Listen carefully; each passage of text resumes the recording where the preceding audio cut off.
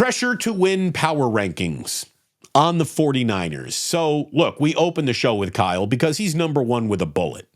All of a sudden, Kyle goes from guy who can't win the big one to the number one draft pick of if you could have any coach in this league, who would you have? The minute he wins a Super Bowl, watch the knee pads come out because people will be him. The minute he wins a Super Bowl, the minute Kyle wins a Super Bowl, his track to Canton gets laid down right in front of him. Kyle will be the 49ers' winningest head coach. It's going to happen.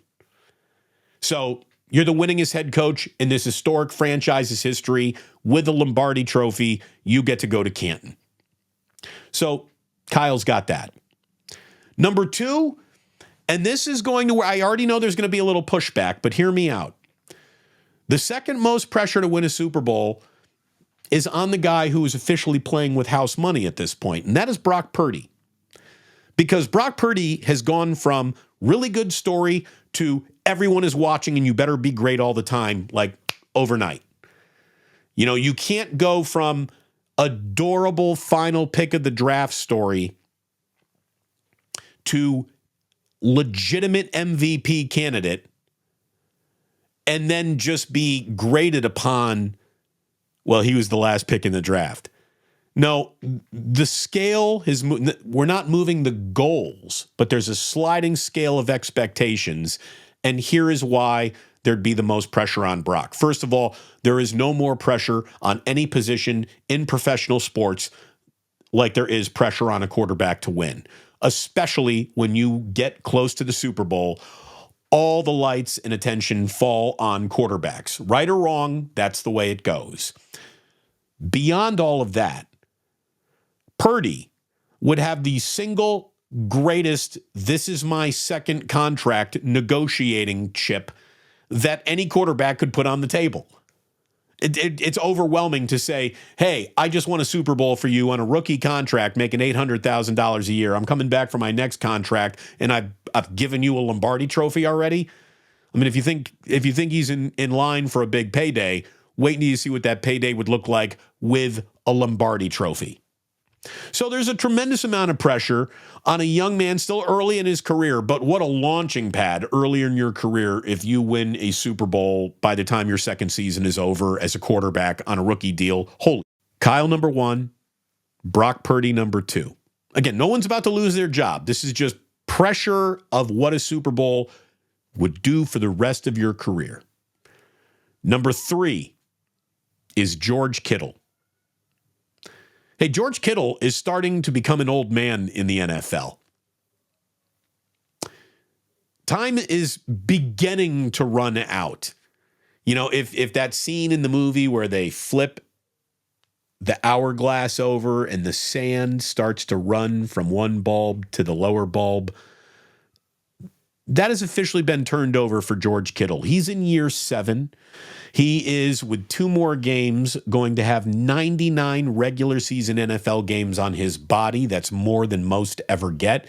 That doesn't even include postseason play for George Kittle. And look, a Super Bowl trophy goes from, do you think George Kittle is a Hall of Famer, to George Kittle's a Hall of Famer. A Super Bowl trophy guarantees George Kittle a gold jacket and a bust in Canton one day. So there's the pressure of that, and there's the reality that he would then be, without a doubt, the second most popular tight end on planet Earth. George Kittle gets marketing opportunities right now that only Travis Kelce, who really got them through his football excellence, and then, of course, the transferred fame of Taylor Swift upon him. Travis Kelce is the most marketable tight end in the history of tight ends right now. George Kittle would be second. He probably already is, but with a Super Bowl trophy, George Kittle is selling more than Zenni eyeglasses because he's such a great pitchman and he's so likable and people love George Kittle. The love for George Kittle would explode, the reputation for George Kittle, the business opportunities, and the trip to Canton would be guaranteed. So there's an awful lot of pressure on Kittle, who, again, is on the back nine of his career at this point in his career. Number 4, in terms of pressure to win a Super Bowl, because time is running out, it's Trent Williams. He can't have more than 1 or 2 seasons left in that body of his. So he's running out of opportunities to do this for sure. And he might not ever have a better opportunity. Again, he can be a great player as long as he wants. Was his quarterback healthy? Was the defense right? Was his team as good as this team is to win a Super Bowl? Opportunities like this don't come around very often in careers. This is the best chance Trent Williams is ever going to have to win a Super Bowl. So in the it better be now or never category, he is living there probably more than any other 49er. You know, the chances of him retiring are probably greater than any other 49er.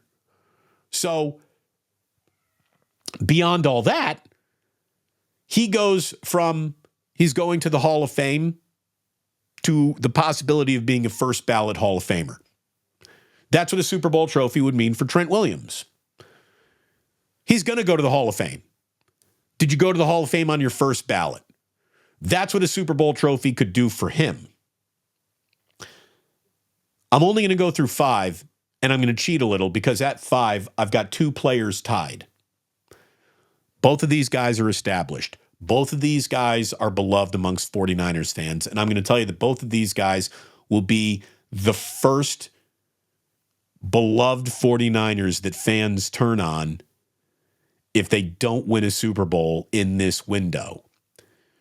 Everybody likes Nick Bosa, and everybody likes Deebo Samuel. But if there's one thing I know about 49ers fans is they will turn on their own, and they will try to sound like they are smarter football fans by talking about cap space and pretending to be a general manager, and the knives will come out for the paychecks that belong to both Nick Bosa and Deebo Samuel. First of all, great players win big games in their prime. Both of these guys are in their prime right now. Nick Bosa is going to be bona fide with or without a Lombardi trophy. With a Lombardi trophy, that guy is officially on a Hall of Fame path. That guy officially eats in this town for free. With a Lombardi trophy, Nick Bosa will never have to hear a word about his paycheck or the amount of salary cap that is committed to a defensive end. He'll never have to hear not a word of it if he wins a championship. Same thing with Deebo. Deebo Samuel is being paid like a number 1 wide receiver, and he ain't one. He's a number 1 football player, but he's not really a number 1 wide receiver. Deebo Samuel, with the Super Bowl, gets to eat for free forever and gets the respect of the league given to him. Without that, he will morph into an overpaid gadget guy. So there's pressure on both of those highly paid players to get it done now.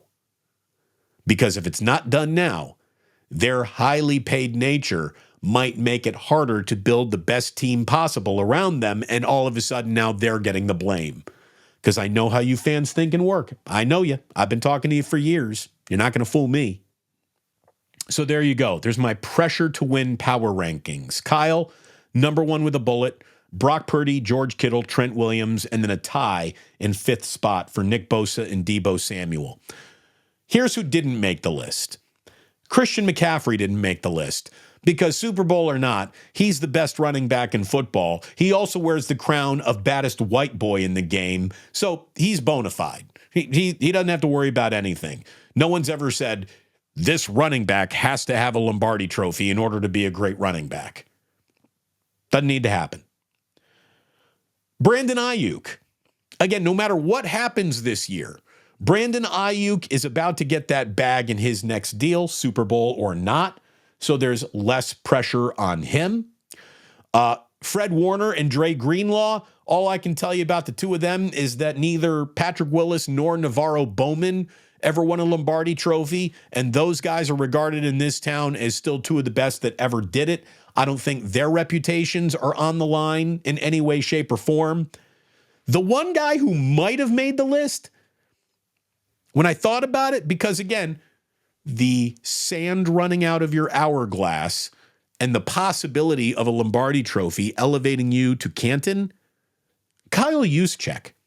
I know we don't put Hall of Fame, we don't put fullbacks in the Hall of Fame really, but Kyle Juszczyk might be eligible to be in that rarest of Hall of Fame fullbacks, that eensy weensy teeny tiny group that is becoming smaller by the day. It's like advertising and radio and fullbacks. It's hard to see which is disappearing faster. But I think Kyle Juszczyk came close to making my list, but he's still, again, he's fine. Everyone knows how good he is, and that's not going to change. But chances of maybe going to Canton one day with a Lombardi trophy, he could get there. So maybe he deserves to be on my list of power rankings and pressure. But there's also never been a single person in the media who's ever said, like, boy, the pressure to win a Super Bowl falls squarely on the shoulders of this team's fullback. Doesn't happen.